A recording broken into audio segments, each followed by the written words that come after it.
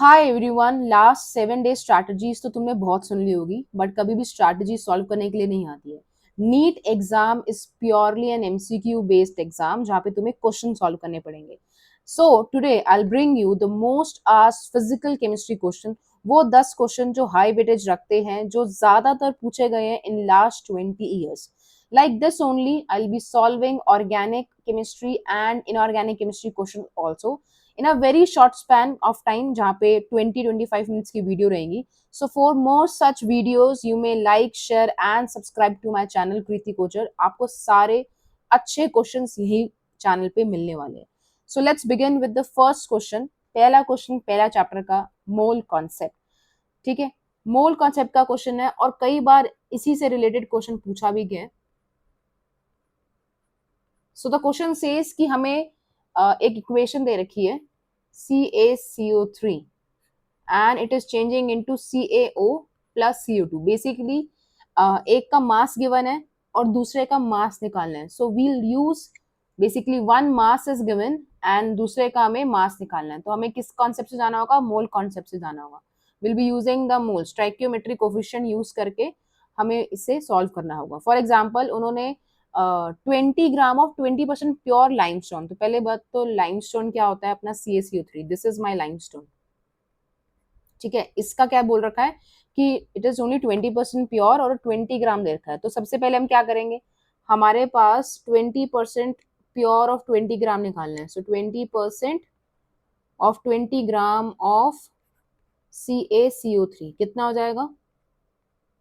How much? It will be 4 gram. मतलब 4 gram of CaCO3 is going to decompose. अब अगर तुम stoichiometric देखो, स्टाइकियोमेट्रिक कोफिशिएंट्स देखो, 1 mole of CaCO3 is producing 1 mole of CO2 gas. दोनों के stoichiometric same है. मतलब अगर 4 ग्राम ऑफ CaCO3 है तो और बेसिकली 4 ग्राम है, तो अगर हम उतना ही नंबर ऑफ मोल्स कैलकुलेट कर लेंगे तो CaCO3 के कितने नंबर ऑफ मोल्स हो गए? 4/100. तो 0.04. सो एक्चुअल में कितने होंगे? 0.04 moles of CaCO3 will produce how many moles? 0.04 moles of CO2. अब CO2 के मोल्स आ गए हैं तो इसका वेट तो आराम से निकल जाएगा. क्यों? नंबर ऑफ मोल्स क्या होता है? Given mass upon molar mass. तो नंबर ऑफ मोल्स 0.04 है, मास हमें कैलकुलेट करना है. मोलर मास कितना होता है? 44. So the weight of CO2 is 0.04 into 44 which comes out to be nearby 1.76 ग्राम. अब तुम बोलोगे मैम आपका आंसर इतनी जल्दी कैसे आ रहा है? मैंने ये सॉल्व किए इसलिए I am telling you the answer. Main concept is आपको ये पूरा प्रोसेस समझ आना चाहिए. Answer calculation you have to do. So the correct option we got is 1.76.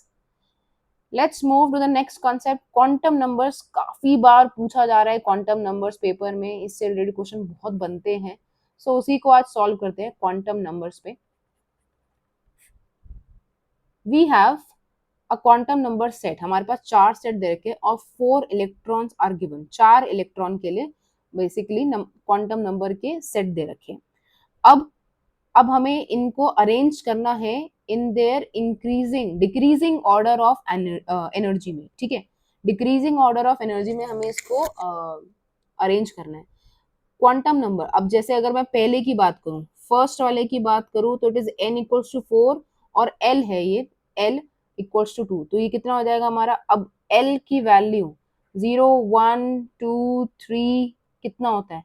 0 for S, 1 for P, 2 for D, 3 for F.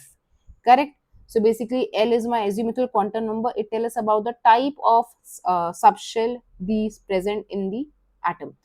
ठीक है, अब 1 का 4 है और 2 किसके लिए आता है? D. तो it is 4D. Correct. Second क्या है अपना? इसमें हमें ML और S इतना ज्यादा नहीं देखना, हमें N और L देखना है. N क्या है? 3D. सेकंड. थर्ड क्या है अपना? 4P. फोर्थ क्या है अपना? 3 और L की पावर 1 3P. अब सिमिलरली अब देखा जाए तो यहाँ पे हमारे पास 3P 4P 3D और 4D है. करेक्ट. अब सबसे ज्यादा हमें एनर्जी, हाईएस्ट एनर्जी क्या है? सो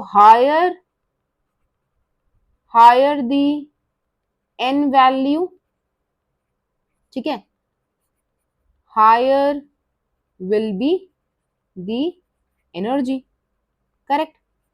अब इसमें दो ऑप्शन आ जाते हैं, 4D एंड 4P। अब 4D और 4P में दोनों के 4 नंबर है, करेक्ट, ठीक है। अब 4D और 4P में क्या है, अब इसमें तुम n प्लस एल लगाओ, जब n की वैल्यू सेम आ जाए, so use the concept of n plus L rule. n plus L rule के हिसाब से अगर हम 4D और 4P का निकाले तो ये कितना है, 4+2, और ये है 4+1, ये 6 है, और ये कितना है अपना 5, ये हायर वैल्यू, तो 4D वाला हमारा हाईएस्ट एनर्जी का हो गया, फिर हमारा 4P हो गया। अब हमारे पास है 3P एंड 3D। अब 3P 3D में ये तो समझ आ रहा है कि हमारे पास सेकंड वाला, हाँ करेक्ट, फर्स्ट है अपना, देन थर्ड आ गया अपना 4P एंड 3D और 3P। अब n की वैल्यू सेम है, अगेन n की वैल्यू हमारी 3 आ रही है, तो 3D के लिए क्या हो जाएगा, 3+2 का सेट हो जाएगा, और 3P के लिए क्या हो जाएगा, 3+1 का सेट हो जाएगा। तो higher the n plus L value, higher the energy. अब 3D और फिर आ गया हमारा 3P। तो ऑप्शन क्या बन जाएंगे हमारे, first, then we have third, then we have second, and then we have fourth. First, third, second, fourth. Option B is the correct one. Easy. तो सबसे पहले हमें अगर एनर्जी ऑर्डर देखना है तो हायर दी एन वैल्यू देखना है, और फिर दूसरी बार अगर एनर्जी सेम आ जाए तो हमें n प्लस एल रूल लगाना है। मूविंग ऑन, रिडॉक्स रिएक्शन का मोस्ट इंपॉर्टेंट क्वेश्चन है, जहाँ पे हमें बैलेंसिंग में देखना पड़ता है कि कौन सा लेटर कौन सा वर्ड आ रहा है। बहुत बार ऐसे क्वेश्चन पूछे गए हैं, सिंपल है। अब ये देखो, अगर तुम्हें समझ आ रहा हो तो ये जो रिएक्शन है यहाँ पे हमें H प्लस दिख रहा है, करेक्ट, करेक्ट। तो ये किस तरह की रिएक्शन है, ये हमारी एसिडिक रिएक्शन है। अगर एसिडिक रिएक्शन को हमें बैलेंस करना पड़ता है तो हमें ऑक्सीजन की प्लेस में H2O को डालना पड़ता है, और H प्लस को बैलेंस करने के लिए हमें H प्लस डालना पड़ता है, करेक्ट, ठीक है। अब इस रिएक्शन को दो वे में कर सकते हैं, या तो तुम सेपरेट कर दो ऑक्सीडेशन और रिडक्शन रिएक्शन। बेसिकली अगर एक फॉर्म में मैंने लिख दिया SO3 2 माइनस और SO4 2 माइनस को अलग से मैं बैलेंस करूं, और Cr2O7 2 माइनस एंड Cr+3 को अलग से बैलेंस करके दोनों को ऐड कर दूं, कर सकते हैं, ये भी सिंपलेस्ट है। अब यहाँ पे अगर देखा जाए तो एक सल्फर एक सल्फर, यहाँ पे 3 ऑक्सीजन, यहाँ पे कितने ऑक्सीजन, 4, तो मुझे यहाँ बैलेंस करने के लिए कितने ऑक्सीजन डालने पड़ेगा, एक, तो आई ऐड H2O, और यहाँ पे डाल दिया मैंने H प्लस, कितना, 2H प्लस। ये हो गए हमारे एक सल्फर एक सल्फर, दो हाइड्रोजन दो हाइड्रोजन, 4 ऑक्सीजन 4 ऑक्सीजन। इलेक्ट्रॉन भी बैलेंस कर लो, इलेक्ट्रॉन को बैलेंस करने के लिए क्या करना पड़ेगा, अब यहाँ पे अगर देखा जाए तो -2 चार्ज है, यहाँ पर देखा जाए तो -2 + 2 चार्ज, मतलब यहाँ तो नलिफाई हो चुका है, तो हमें यहाँ पे क्या डालना पड़ेगा, यहाँ पे हमें 2 इलेक्ट्रॉन और ऐड करने पड़ेंगे। तो ये कितना हो गया हमारा, SO3 2 minus plus H2O giving SO4 2 minus plus 2H plus 2 electron. अभी बैलेंस नहीं हुई है पूरी, ध्यान से देखना, अभी पूरा बैलेंस नहीं हुआ है। अब Cr2O7 Cr+3, यहाँ पे Cr कितना, 2, यहाँ पे 2 Cr डाला, यहाँ पे 7 ऑक्सीजन है, तो यहाँ पे मैं कितने हाइड्रोजन H वाटर कितना डालूंगी, 7H2O डालूंगी, और यहाँ पे मुझे फिर कितने हाइड्रोजन डालने पड़ेंगे, 14H+ डालने पड़ेंगे भाई, 14H+, ठीक है। अब अगर एज पर इलेक्ट्रॉन देखा जाए तो it become Cr2O7 2 minus plus 14H+ giving 2 Cr+3 plus 7H2O। थोड़ा सा लेंदी क्वेश्चन है, बट हाँ इसी मेथड से करेक्ट आंसर आता है। अब यहाँ पे हमारा कितना चार्ज हो गया, हमारा यहाँ पे चार्ज हो गया +12, और यहाँ पे हो गया +6। सो मैं क्या करूंगी, यहाँ पे अपने 6 इलेक्ट्रॉन डाल दूंगी, 6 इलेक्ट्रॉन, करेक्ट। अब यहाँ 6 इलेक्ट्रॉन है, वहां 2 है, उसको किससे मल्टीप्लाई कर लेते हैं, 3 से, to balance the number of electron, 6 electron हो जाएंगे। हमारी इक्वेशन न्यू कौन सी बन गई, 3SO3 2 minus plus 3H2O giving 3SO4 2 minus plus 6H plus, और दूसरी हमारी इक्वेशन है 6, सिंस इलेक्ट्रॉन कैंसिल आउट हो जाता है इसलिए हम इसको मेंशन करेंगे, Cr2O7 2 minus plus 14H plus giving 2 Cr+3 plus 7H2, दोनों को ऐड कर दो, 14H प्लस और 6H प्लस, कितना बचा यहाँ पे? How much is it? हाँ, यहाँ पे बचा अपना 8, 8H plus 3SO3 2 minus plus Cr2O7 2 minus plus 8H plus 2Cr plus 3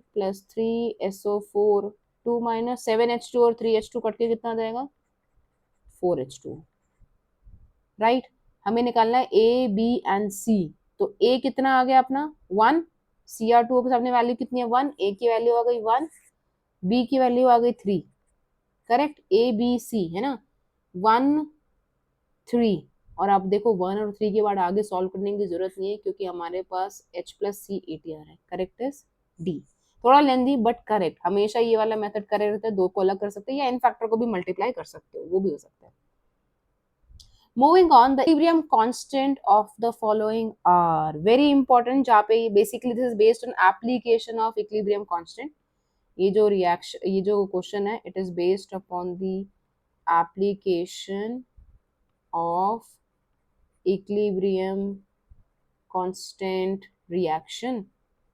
ठीक है, तो इसमें हमारे पास N2 plus 3H2 giving 2N3 K1 दे रखा है, N2 plus O2 giving 2N2 K2 और K3। हमें रिलेशन निकालना है NH3 plus 5/2 O2 NO plus 3H2। अब देखो NH3 हमारा लेफ्ट हैंड साइड आ गया, तो हम क्या करेंगे, K1 वाली रिएक्शन को रिवर्स कर देंगे।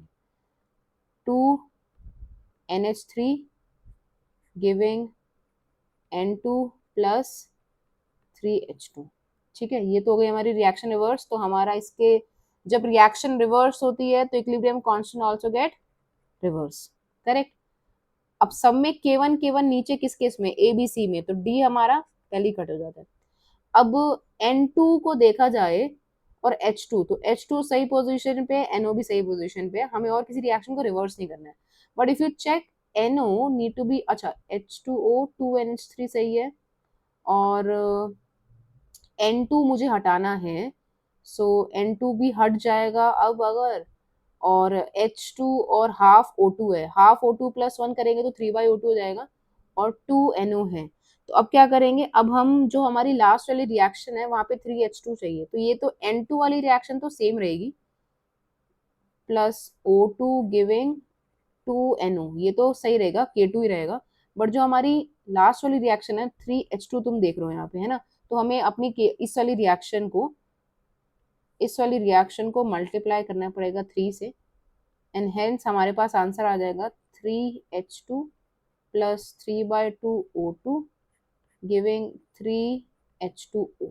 तो ये the number multiply with the reaction, अपना के इक्विलिब्रियम भी उससे मल्टीप्लाई हो जाता है, मतलब it goes into the power. अब सिंपली सबको ऐड कर देंगे तो हमारे पास क्या आ जाएगा, हमारे पास देखो N2 से N2 कैंसिल आउट हो जाएगा, 3H2 से 3H2 कैंसिल आएगा, 2NH3। अब 3/2O2 प्लस O2 कितना हो जाएगा, 5/2O2 और 2NO plus 3H2O। Correct. So now in all, when we add all the three equation, the equilibrium constant get multiplied. On adding equation, equilibrium constant gets multiplied. Application है basically, तो क्या हो जाएगा, K2 K3 का power 3 upon K1, that is option A correct. Application of equilibrium constant के basis पे था। पहली इक्वेशन को सेम रखा, दूसरी इक्वेशन को, पहली इक्वेशन को रिवर्स कर दिया, दूसरी इक्वेशन को सेम रखा, तीसरी इक्वेशन को 3 से multiply.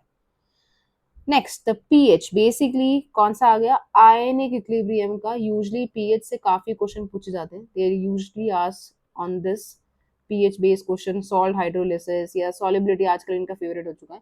PH of a solution containing 50 ml each sodium acetate और एसिटिक एसिड। सबसे पहले ये कौन सा है, ये हमारे पास ना किसका इक्वेशन है, ये हमारा बफर का है। सोडियम एसीटेट क्या होता है हमारा, CH3 double bond O Na plus CH3COH। ये क्वेश्चन हमारा किसका है, बफर का सोल्यूशन है। बफर सोल्यूशन, बफर सोल्यूशन में क्या होता है, हमारे पास वीक एसिड होता है और उसी का सॉल्ट होता है, ठीक है।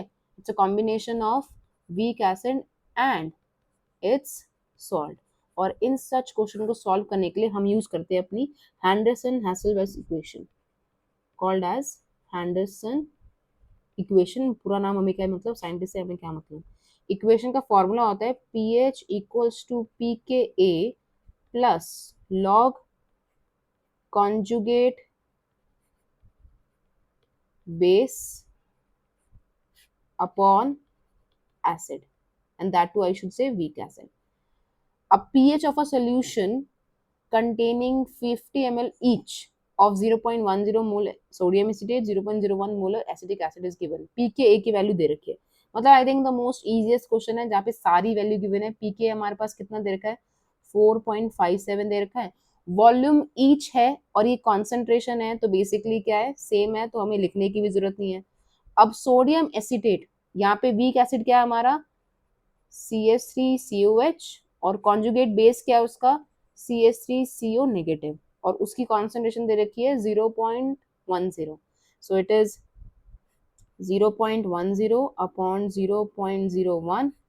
सॉल्व कर लेंगे इजीली, ये यहाँ से गया, ये ऊपर गया, तो 4.57 इंटू लॉग, ये कितना हो गया, 100 अपॉन 10, लॉग 10 की वैल्यू 1 होती है, तो log 10 की वैल्यू 1, तो pH 0 मत, 4.57 मत लिख देना, log 1 प्लस होगा यहाँ पे, ठीक है, ये प्लस है भाई, यहाँ प्लस है, 1 मत कर देना।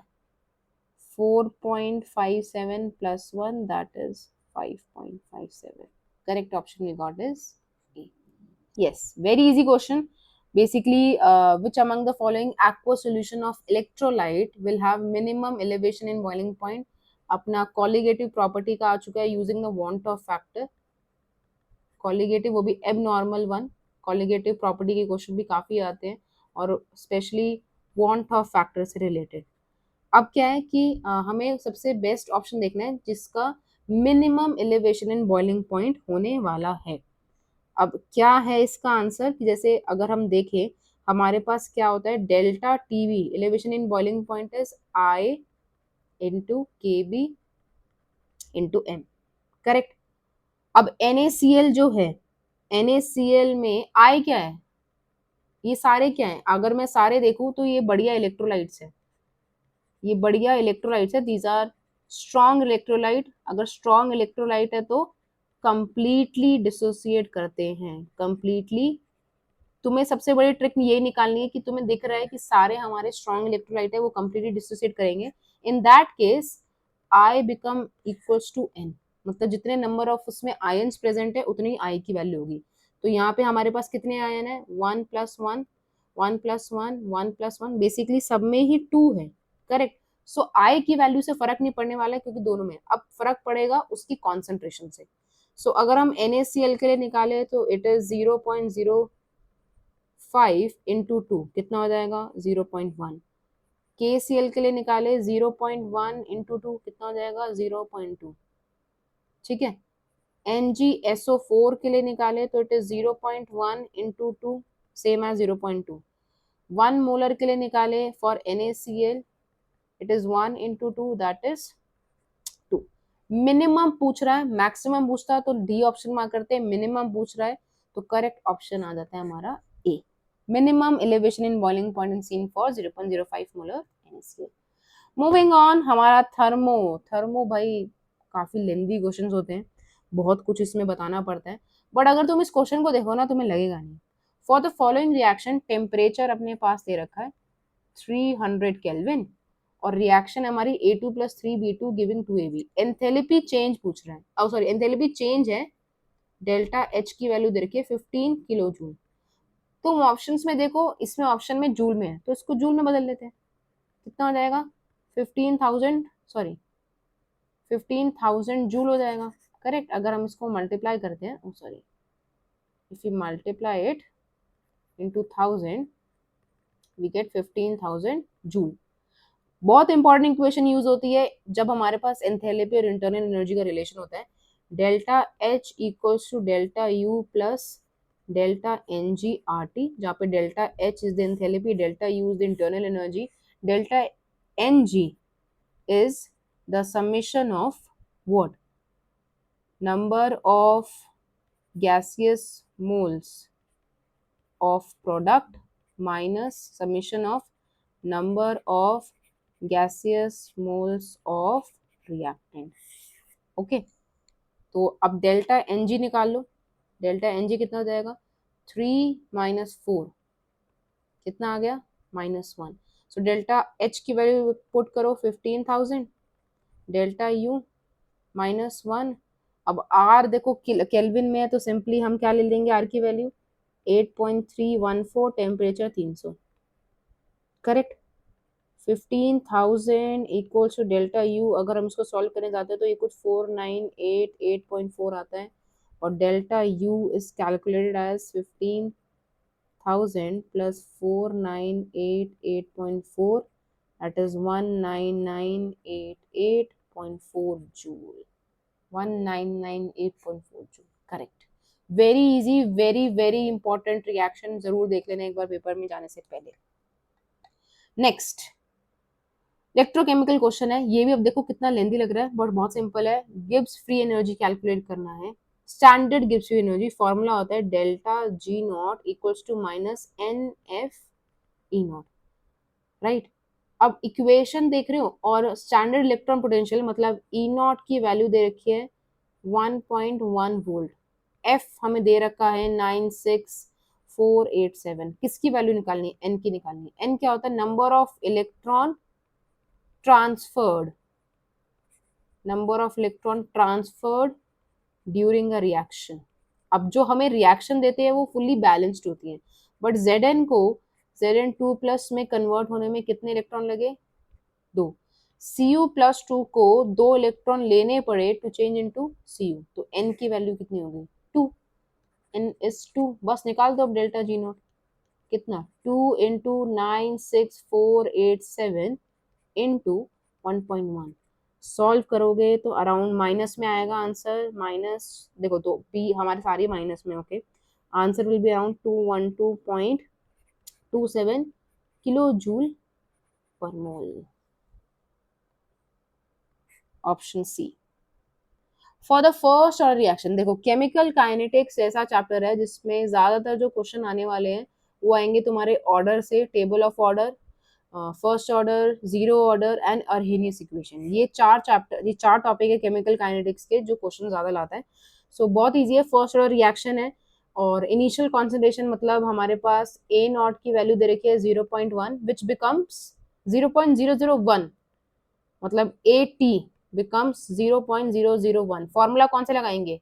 हमें रेट कांस्टेंट निकालना है. k इक्वल्स टू 1/टी 2.303 log a not by a T.